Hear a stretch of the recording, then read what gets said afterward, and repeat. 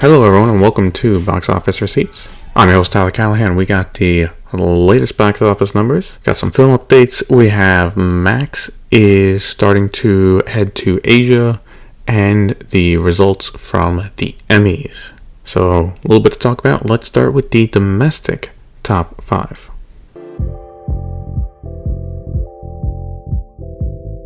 For the domestic top 5, Beetlejuice stayed in first place with another $51.6 million for a total of $188 million.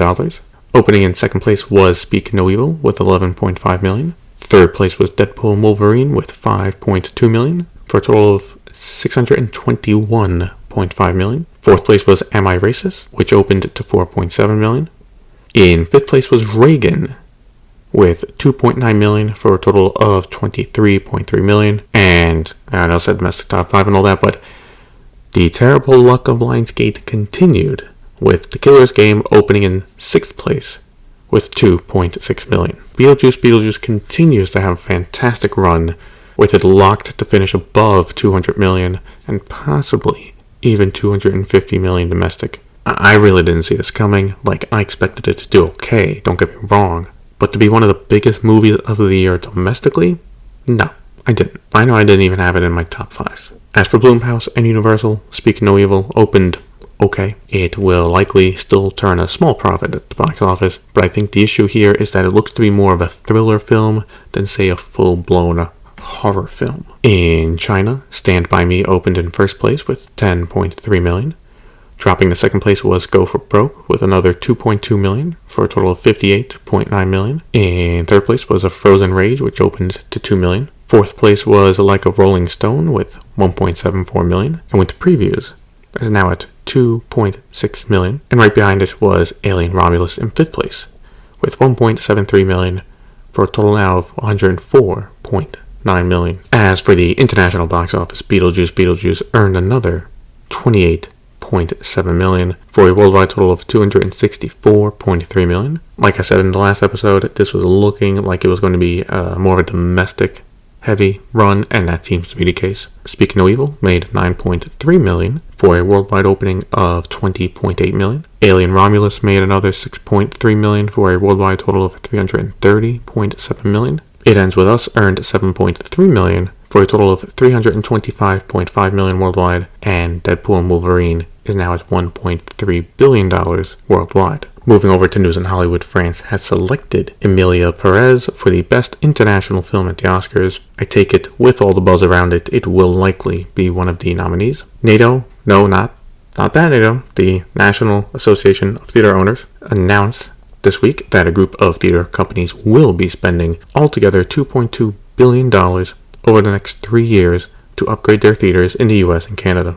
We knew Regal was already working on upgrading some of their theaters a few weeks ago, and this announcement includes AMC, Cinemark, and Cineplex, among others. NATO also mentioned the companies together have 67% of the North American box office, so people should see over the next few years some improvements. Deadline broke the news that John Watts is signing a first-look deal with Walt Disney Studios, including his production company Freshman Year. As for the deal, it is for live-action films for Disney Live-Action Division and 20th Century. I take it, after what happened with Apple, he wanted to go somewhere else, which is understandable. Also at Disney, Jennifer Lee is stepping down as CCO, or Chief Creative Officer at Walt Disney Animation, as she moves over to write and direct Frozen 3 and executive produce Frozen 4. Jared Bush was announced as the new CCO. He directed Encanto, was a co-director of Zootopia, and is the director of the upcoming Zootopia 2.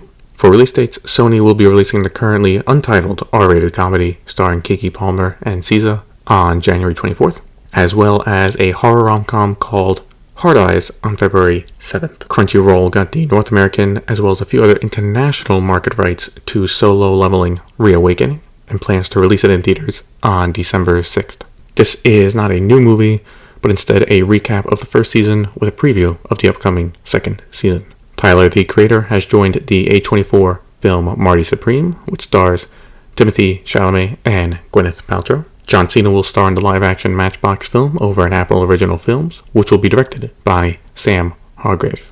As for new films in development, Deadline broke the news on a few of them. They report that Apple Original Films bought a new film package. This is a thriller film called Off Season, set on a luxury resort in Mexico, which stars Vanessa Kirby, who will star in and produce as well. Deadline broke the news on a new film from James Cameron that is not Avatar related. Cameron has bought the rights to an upcoming book called Ghosts of Hiroshima, and he is planning on using the adaptation rights to that and another book called Last Train from Hiroshima to make a film of the same name. Part of the film will be about a man in World War II who survived the atomic blast in Hiroshima and got on a train to leave the city, only for that train to go to Nagasaki and then survived the second atomic bomb that was dropped. There is no timetable for when this will go into production, and I can assume it will be a while with all of his work on Avatar 3 and 4. Deadline also reports that Josh O'Connor is set to star in the mastermind over at Mubi. The film is about an art heist and will be written and directed by Kelly Reichardt, with production set to begin later in the year. Amazon MGM Studios confirmed this week that the film adaptation of The Sims is real and that Kate Herron will be directing it. Still curious how this is going to turn out. Also, Amazon will be joining the Motion Picture Association next month and will become the 7th member. The layoffs at Paramount continue, with the advertising department being dealt a round of layoffs. No word on how many were laid off, but hopefully they will be able to land on their feet as soon as possible. Lionsgate is getting into generative AI, having announced a deal with Runway. As for what this means, well, Runway will be working on a new AI model that will use Lionsgate's library of shows and films. The AI model will then be able to create cinematic video that filmmakers can use. Lionsgate hopes that this will be able to save them millions of dollars. Speaking of AI, California Governor Gavin Newsom has signed an AI bill into law with a focus on Hollywood. As part of the bill,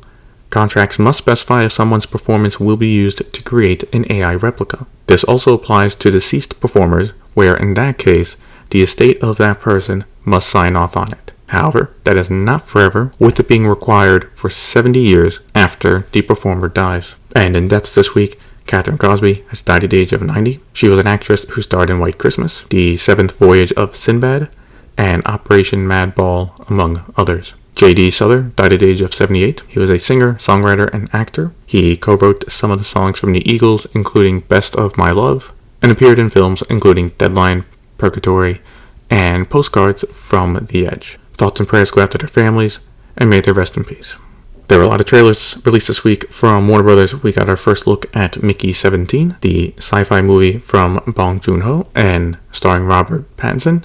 It is set to come out January 31st. Amazon MGM Studios released a new trailer for Red One, with the holiday film coming out November 15th. Lionsgate released the first trailer for Small Things Like These. The film, starring Cillian Murphy, comes to theaters on November 1st in Ireland and the UK, and November 8th in the US. They also released the trailer for Den of Thieves 2, Pantera. It's been a while for the sequel to come out, with the first one coming out back in 2018. The film stars Jared Butler and O'Shea Jackson Jr.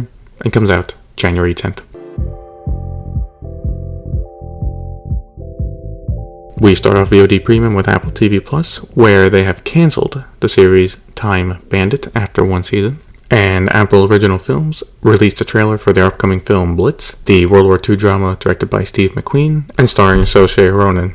It'll have a limited release in theaters on November 1st, and then be available to stream on Apple TV Plus starting November 22nd. From Sky and Stars, we got a trailer for Sweet Pea. This is a new thriller series starring Ella Purnell and will premiere on October 10th. Over in Australia, production has started on the third season of The 12, which is a court drama series starring Sam Neill. Fifth season handles global rights, so this might be available to watch in other countries. At Warner Brothers Discovery, HBO has renewed Industry for a fourth season. This comes ahead of the season 3 finale. I was happy to hear the news, and so far the season has been fantastic, and HBO is seeing it take off. Variety reports that viewership so far is up 40% compared to the second season, so it would make sense to keep it going. As for Max, however, they have gone ahead and canceled Pretty Little Liars after 2 seasons. The rollout of the streaming service continues with its first move in Asia. Max will be available in Japan next week thanks to a partnership with Unext. Unext is a streaming service in the country, and Max will have its own section on the service with the usual films and shows expected from Warner Brothers Discovery. Also, as part of the partnership, Warner Bros. Discovery will be buying Japanese content with Unext and distributing it globally via Max. That seems to be something for the future, and nothing was announced in regards to shows or films being bought. At Paramount Plus, David Beckham has signed a 2-year deal to provide commentary on UEFA Champions League matches. This will be similar to the watch party style of commentary like ESPN has with the Manning cast for the NFL. Beckham also said it'll be him and a rotating list of friends. As for when this will start, well, it starts with the upcoming season, so if you want to listen to commentary from Beckham, you can very soon. At Prime Video, A Fairy Royal Scandal is now available to watch. This is a limited series focused on the Prince Andrew interview with the BBC, starring Ruth Wilson and Michael Sheen. Amazon MGM Studios released a trailer for Brothers. The action comedy stars Josh Brolin and Peter Dinklage, which will have a limited release in theaters on October 11th and available on Prime Video starting October 17th. We got a lot going on at Netflix with a lot of announcements, as well as their semi-annual data dump has happened. As for announcements, it comes as no surprise that Emily in Paris has been renewed for a 5th season. This comes ahead of the second half of the 4th season coming out. Richard Gadd, the creator of Baby Reindeer, has signed a first-look deal with the streamer. Netflix released 2 new trailers. First, we got a teaser trailer for the upcoming 2nd season of Squid Game. The highly anticipated season comes out December 26th. The second is a trailer for Woman of the Hour. The film stars Anna Kendrick, who also makes her directorial debut, and it comes out October 18th. There were a lot of casting updates with Charlie Hunnam, set to star in the upcoming 3rd season of Monster as the serial killer Ed Gein. The 2nd season of Monster premieres on September 19th. Deadline broke the news that Anthony Ramos has joined Catherine Bigelow's next film, which already includes Idris Elba, Rebecca Ferguson, Jared Harris, and Greta Lee. For One Piece, Joe Manganiello has signed on to play Mr. Zero, and Laura Abova will play Miss All Sunday. Having watched some of the series, I can tell you that is some good casting. I guess I will have to watch the live-action version at some point. Liev Schreiber will voice Sam Fisher in the animation adaptation of Splinter Cell, called Splinter Cell Deathwatch. For the Avatar The Last Airbender, Maya Chech has signed on to play Toph, who will be an Earthbender in the series. As for the upcoming 7th season of Black Mirror, we learned who will be appearing. That includes Awkwafina, Peter Capaldi, Emma Corrin, Paul Giamatti, and Chris O'Dowd, among others.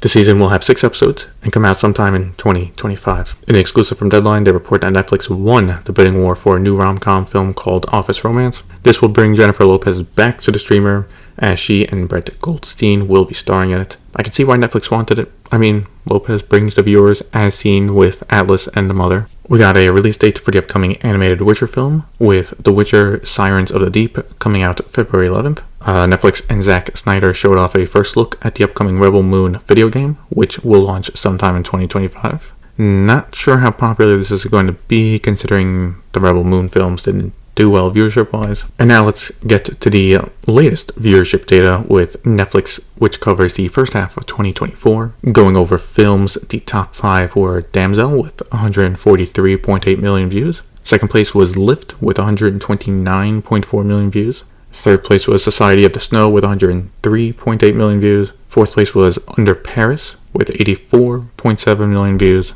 And fifth place was the Super Mario Bros. Movie with 80.3 million views. So one thing that stands out is that for the top 5, only one film was not made by Netflix, with it being Super Mario Bros. Also surprised to see Lift up there in second place as well. I'm surprised that did really well. As for TV shows, the limited series Fool Me Once came in first place with 107.5 million views.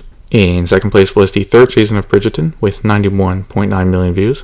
Third place was Baby Reindeer with 87.6 million views. Fourth place was the 1st season of The Gentleman with 75.9 million views. And in 5th place was the 1st season of Avatar The Last Airbender with 71.1 million views. The big takeaway on the TV side is people love the British. 3 of the top 5 shows are British. Sorry, Bridgerton fans, that is technically an American show. Netflix mentioned in their press release about the data that Bridgerton as a whole got 189 million views, and this includes all seasons and their spin-off series, Queen Charlotte. Overall, the streamer said 94 billion hours were watched for the first half of the year, which is massive. We wrap up with the Emmys, where Shōgun was the big winner, including the Creative Arts Emmys. Overall, the show won 18, which is a new record for a show to win for a single season. This includes Best Drama, Best Lead Actor in a Drama Series for Hiroyuki Sanada, and Best Lead Actress in a Drama Series for Anna Sawai. For Sawai, she becomes the first Asian performer to win in that category. The Bear also had a great night, getting 11 wins, breaking the previous record they set for a comedy series of 10 wins. Still not sure how it is still being placed in the comedy section, but okay. And FX was the big winner of the night, overall, winning 36 Emmys. Variety reports that it is the first time in 15 years that the winner was not either HBO or Netflix. Now for this year, it's not like they didn't do bad. Netflix overall came in second place with 24 wins. The standout being Baby Reindeer winning Best Limited Series, and HBO with Max came in third place with 14 wins. What I think is the standout win for them was Jodie Foster winning Best Lead Actress in a limited series for True Detective Night Country. And that is it for this episode of Box Office Receipts. If you want to follow me on Blue Sky, Threads, or Instagram, links to those are in the show notes. Thanks for listening, and see you next time.